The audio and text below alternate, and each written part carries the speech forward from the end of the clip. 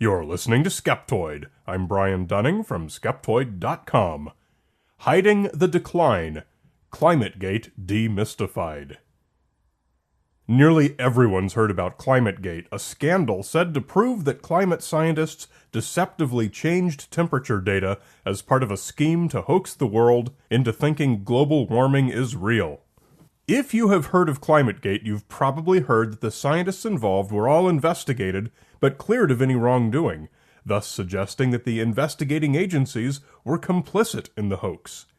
You may have even heard the key phrase from one of the emails, "hide the decline," an apparent revelation that the scientists knew temperatures were actually declining and had to do something to hide the fact. But how many of us know the actual details of what happened? Fortunately, the Climategate scandal is not all that complicated, and an insider's view is the subject of today's show. It all happened in November 2009. The backup email server at the Climatic Research Unit of England's University of East Anglia was hacked through methods which have not been made public for security reasons. A 160 megabyte file of about 1,000 emails and their attachments appeared on a server in Russia. The first known parties to download the archive were all editors at climate change denial websites such as What's Up With That. Headlines quickly followed. From Fox News, "Why You Should Be Hot and Bothered About Climategate." From The Telegraph, "Climate Change, This is the Worst Scientific Scandal of Our Generation." And "Climategate, The Final Nail in the Coffin of Anthropogenic Global Warming." From the Houston Chronicle, "Climategate, You Should Be Steamed." And so on, and so on. And yet, when it seemed so clear from these headlines that global warming had been completely obliterated and revealed to be a hoax, the editors of the world's most prestigious science journal, Nature, quickly wrote their own response. It said, in part, "The email archives stolen last month from the Climatic Research Unit at the University of East Anglia, UK, have been greeted by the climate change denialist fringe as a propaganda windfall, proof that mainstream climate researchers have systematically conspired to suppress evidence contradicting their doctrine that humans are warming the globe. This paranoid interpretation would be laughable were it not for the fact that obstructionist politicians in the U.S. Senate will probably use it next year as an excuse to stiffen their opposition to the country's much-needed climate bill." And that is, of course, exactly what happened. Exactly according to the hopes of the hacker and the bloggers the files were sent to. Here's what happened. Cutting straight to the chase, 99% of Climategate focused on one single email. It had been sent 10 years earlier, in November 1999, by Phil Jones, head of the Climatic Research Unit, to 5 colleagues. It is 6 sentences long, but this one sentence is the culprit. "I've just completed Mike's nature trick of adding in the real temps to each series for the last 20 years, from 1981 onwards, and from 1961 for Keith's to hide the decline." This has been interpreted as, "I used a trick to hide declining temperatures." If true, it would indeed be damning, not just to Phil Jones, but to climate science as a whole, given the who's who of climatology who were the email's recipients. But is that a truthful analysis of the email? Does it really prove that climatologists knew that the Earth is cooling, and so invented tricks to deceptively portray the data to advance their warming agenda? To find out, let's parse out this sentence that rocked the world. The email was discussing the author's progress creating a temperature graph intended for the cover of a report made for the World Meteorological Organization. The graph covered the past 1,000 years, overlaying 3 data sets showing the fluctuating global temperature anomaly within a range of about 1 degree. And of course, it jumps up sharply in the latest 50 years, about 0.3 of a degree. Although we have many lines of evidence for historical temperatures which all track well with one another, most aren't complete. Most are available over a given time range. For example, an ice core tells us about the time period for which that ice has existed. Cave formation data covers the time period for which that cave was wet. Tree rings go back as far as the trees were alive.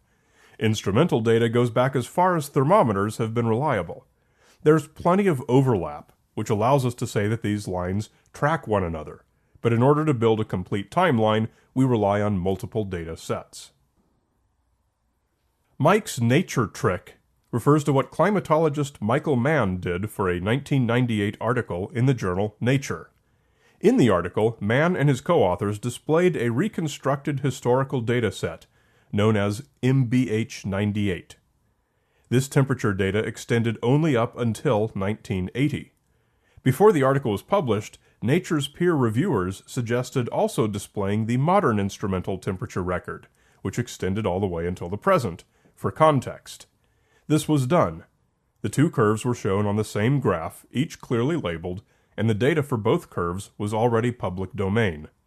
This, and this alone, constituted the entirety of Mike's nature trick. So by employing Mike's nature trick in his graph for the World Meteorological Organization, Phil Jones was simply adding the instrumental data. That's all. This brings us to hide the decline. What was Phil talking about here?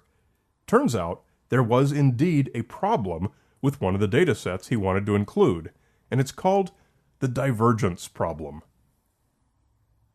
To understand the Divergence Problem, we first have to make a few basic points about Dendro Climatology, the science of using tree rings to indicate historical temperatures.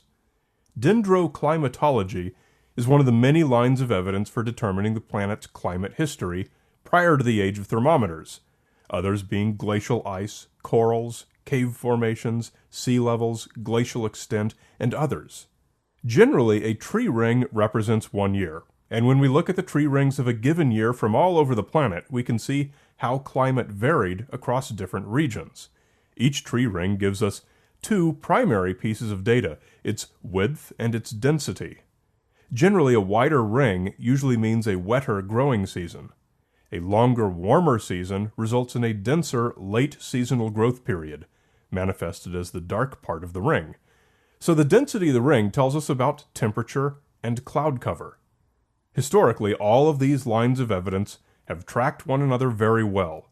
Since the dawn of reliable direct measurements with thermometers in the 1800s, both tree ring density and tree ring width have tracked extremely well with temperature all over the world. And this leads us to the divergence problem. In the 1990s, it was noticed that after 1960, the relationship between temperature and tree rings started separating. While temperatures rose, tree rings continued to indicate cooler temperatures, in defiance of all other measurements. We don't see this divergence in any other lines of evidence. Tree rings are the only climate indicator that has done this, and only in the northern hemisphere. Why is it happening? Well, that's why we call it the divergence problem. We don't know. Likely candidates include fractionally diminished sunlight caused by sulfate aerosol pollutants, warming-induced drought, increased ultraviolet radiation caused by ozone depletion, even loss of permafrost.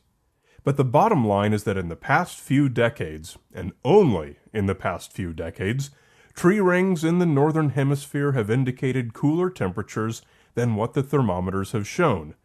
So we know them to be wrong. If you want to combine all the lines of evidence to build the best possible picture of climate history, you have to stop using Dendro Climatology right around 1960 for temperature, or else your graph will be wrong and misleading. This is what Phil Jones was referring to when he wrote, "From 1961 for Keith's to hide the decline." He was talking about Keith Briffa's tree ring data, known to be inaccurate since 1961. Jones elected to display the correct instrumental temperature data instead. And if you look at some global warming temperature graphs that overlay multiple lines of evidence, you'll see that the tree ring temp series stops around 1960. Just as the modern instrumental series stops before 1860 or so. To make a useful graph, we show the data that we have. Deniers often claim that we only display tree ring data until 1960 because we know it proves temperatures are actually declining since then. That's because they're unaware of the divergence problem, or they think it's something we made up as an excuse for the Climategate revelations. This claim can be easily disproven by picking up the literature. The first two major papers about the divergence problem were both published in 1995, 4 years before Phil Jones wrote the infamous email, and 14 years before the alleged scandal. Proof that Dendro Climatology data became unreliable after 1960 was fully public and well known to everyone in the field, and had been for years. Claims that hide the decline meant hide the fact that global temperatures have been declining are also unraveled by the timeline. Phil's email was 1999, and 1998 had been the hottest year on record, peaking a global rise throughout the 1990s that nobody disputed as it was all instrumental data. There had been no decline of global temperatures to hide. If you do any search for this online, you're quickly going to see that most of the climate change denialist writing contracts Jones's email into the following: Mike's trick to hide the decline. As is obvious by now, Michael Mann's multiple data sets on one graph has nothing at all to do with the tree ring divergence problem. That's why neither Phil Jones nor anyone else who knew what they were talking about ever used the phrase, Mike's trick to hide the decline. There was no such thing. The phrase had to be manufactured by deniers by cherry-picking words out of unrelated parts of Phil's email. So, what was the fallout of Climategate? Well, as a propaganda stunt to discredit climate science, it was all too effective, with many people still believing even today that it did indeed reveal global warming to be a hoax. 8 different committees investigated the scientists involved, and none found any evidence of bad science, misconduct, or anything else that touched upon the science of global warming. However, the emails selected by the hackers were often those that caught the scientists in embarrassing moments. Years of battling harassment by climate deniers had led the scientists to sometimes become defensive, and the hacked emails revealed moments when the scientists stonewalled requests for data from certain groups, and in one case recommended deletion of certain emails should future requests be made for them. In the words of one committee, they showed a, quote, consistent pattern of failing to display the proper degree of openness. Understandable given the constant harassment, but not excusable. Also, not relevant to the science, which despite some public distrust, survived Climategate unscathed. So the next time you hear a friend explain that global warming was proven to be a hoax by the Climategate emails, you now have the tools to break down why they think that's the case. You're probably not going to change their mind. Most of us cling to our politics like religion. But you may be able to get them to re-examine their sources. Get the Skeptoid books. What better gift for the holidays than a collection of Skeptoids that you can take into the bathroom with you, or give to your grandfather who doesn't listen to podcasts. Search Amazon for Skeptoid, or get an autographed copy from Skeptoid.com/books. They're these paper things with pages. Check them out. You're listening to Skeptoid, a listener-supported program. I'm Brian Dunning from Skeptoid.com.